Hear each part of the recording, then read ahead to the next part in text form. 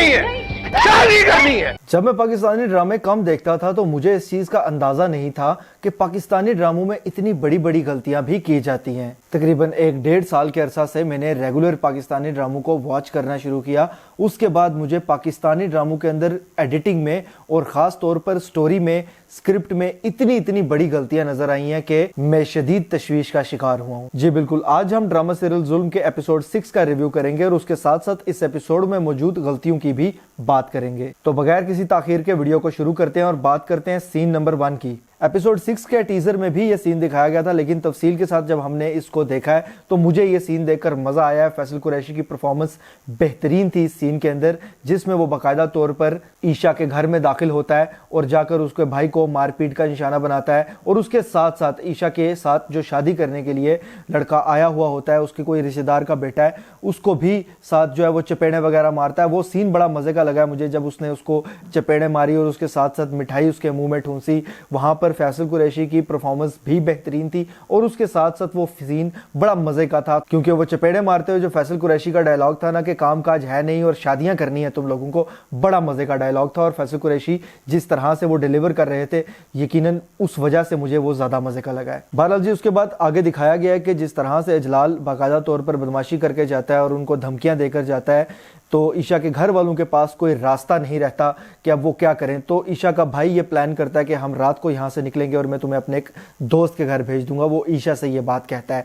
इसी तरीके से उस पर अमल दरामद करते हुए वहाँ से वो घर से बाहर निकलते हैं रात को और वहाँ से जाने लगते हैं। लेकिन अजलाल ने अपने बंदे जो है वो घर के बाहर छोड़ कर रखे थे, जिन्होंने अजलाल को फौरन से इंफॉर्मेशन दे दी इस चीज़ की और अजलाल वहाँ पर पहुँच आया। लेकिन अजलाल का घर कोई वहाँ पर उनके मोहल्ले के आसपास तो था नहीं, वहाँ पर आने में उसको वक्त लगा। जबकि सीन में यह दिखाया गया है कि ईशा और उसका भाई बाकायदा तौर पर कितनी देर से घर से निकले हैं और चले ही जा रहे हैं, भागते ही जा रहे हैं छुप छुप कर। तो ये सीन मुझे इसलिए अजीब लगा कि जब टैक्सी वगैरह और इस तरह के कई सीन है जिसके ज़रिए आप जल्दी से वहाँ से निकल सकते थे, तो पैदल ही सड़कों पर क्यों भागी जा रहे थे ये। और फिर इतना वक्त लिया भागने में कि बाकायदा तौर पर इजलाल को इंफॉर्मेशन पहुंची, फिर उसके बाद वो घर से निकला, गाड़ी में बैठा और वहां तक पहुंच आया और वो अभी सड़कों पर ही थे। बहरहाल जी, इजलाल ने उनको सड़क पर से पकड़ लिया और बाकायदा तौर पर अपने साथ ले गया, एक जगह पर जाकर मारपीट का निशाना बनाया। और एक और चीज वहां पर मुझे क्लिक की, जो कि इस एपिसोड में ये गलती थी बहुत बड़ी। अचानक से एक मोबाइल की रिंग टोन बजने लगती है।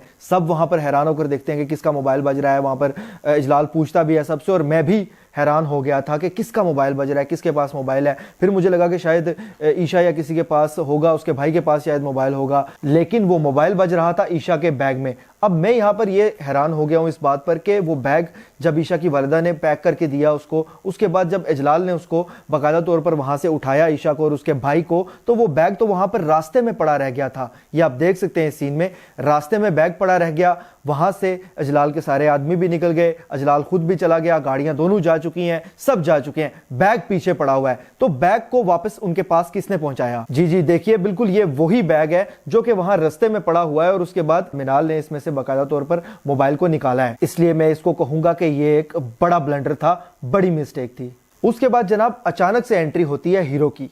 हम सब इस इंतजार में थे कि हीरो को बाकायदा किसी तरीके से अब एंटर करवाया जाएगा और किसी ऐसे मौके पर करवाया जाएगा जहां पर उसकी जरूरत सबसे ज्यादा फील होगी और बाकायदा तौर पर हीरो की एंट्री इस तरह की हमें भी महसूस होगी कि अब ये आया तो अब सब दुरुस्त होना शुरू हो जाएगा। लेकिन हीरो को एक ऐसी मूवमेंट पे एंटर करवाया गया कि जहां पर उसके आने की कोई तुक ही नहीं थी बनती। अगर इसी तरह से हीरो की एंट्री करवानी थी तो पहले या दूसरे एपिसोड में करवा देनी चाहिए थी। 6 एपिसोड तक इंतजार करने की जरूरत क्या थी? क्योंकि सच्ची बात है कि मैं ये समझ रहा था कि इस ड्रामा में अभी तक जो गलतियां निकल रही हैं इस वजह से है कि जब तक बाकायदा तौर पर स्टोरी शुरू नहीं होती और हीरो की एंट्री नहीं होती तब तक ड्रामा को थोड़ा लाइटली लिया जा रहा है और इसी तरीके से बनाया गया कि बाकायदा तौर पर लोग हीरो के आने के बाद पूरे तरीके से एंगेज हों। लेकिन मुझे इस बात का नहीं था पता कि हीरो की एंट्री को भी इस तरह से लाइटली ले लिया जाएगा। बहरहाल जी, हीरो को एंटर करवा दिया गया, ये तो सबको पता था, ट्रेलर में ही देख लिया था कि हीरो वकील है और बाकायदा तौर पर आने वाले दिनों में ईशा का केस हैंडल करेगा। अब वो किस तरह से केस उस तक पहुंचता है और क्या मामलात बनते हैं ये आने वाले वक्त में पता चलेगा, लेकिन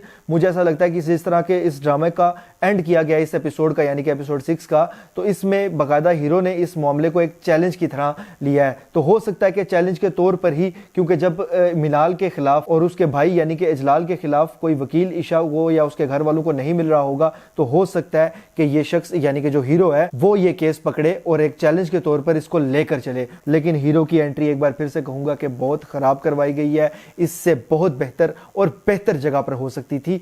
एक आध एपिसोड और गुजार लिया जाता तो हमें इसकी एंट्री की बहुत वैल्यू फील होती। वक्ती तौर पर इजलाल को गिरफ्तार कर लिया गया था, लेकिन यह तो सबको अंदाजा था कि इजलाल ज्यादा दिन हवालात में नहीं रहने वाला, और वही हुआ कि टीजर में दिखाया गया नेक्स्ट एपिसोड के कि बाकायदा तौर पर उसको उसकी जमानत हो जाती है और वो बाहर आ जाता है। वो रिहा नहीं हुआ, जमानत होगी। अभी केस तो बाकायदा तौर पर चलेगा क्योंकि FIR दर्ज हो चुकी है, तो केस इतनी जल्दी तो खत्म नहीं होने वाला। उसी केस के दौरान अब सारी चीजें होनी है। आगे आने वाले टाइम में इजलाल बाकायदा तौर पर ईशा के भाई को भी मरवा देगा और उसके साथ साथ वकील जो है उसका यानी कि जो हीरो है उस पर भी हमले करवाएगा। और अब हो सकता है कि वकील आइंदा आने वाले दिनों में ईशा की जिम्मेदारी उठाए और उसकी हिफाजत के लिए उसको शायद अपने साथ रखे या इस तरह का कोई सीन बने। बहरहाल जी 6वें एपिसोड में जितनी भी चीजें हुई हैं उसके बाद स्टोरी का बाकायदा आगाज हो चुका है।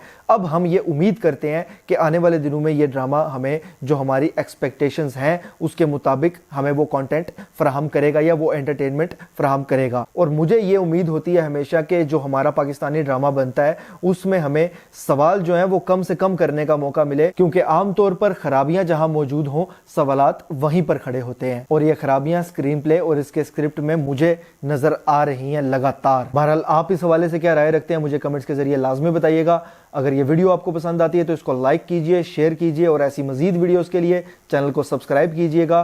बेल के आइकन पर क्लिक करके ऑल पर लाजमी क्लिक कीजिएगा। अल्लाह हाफिज।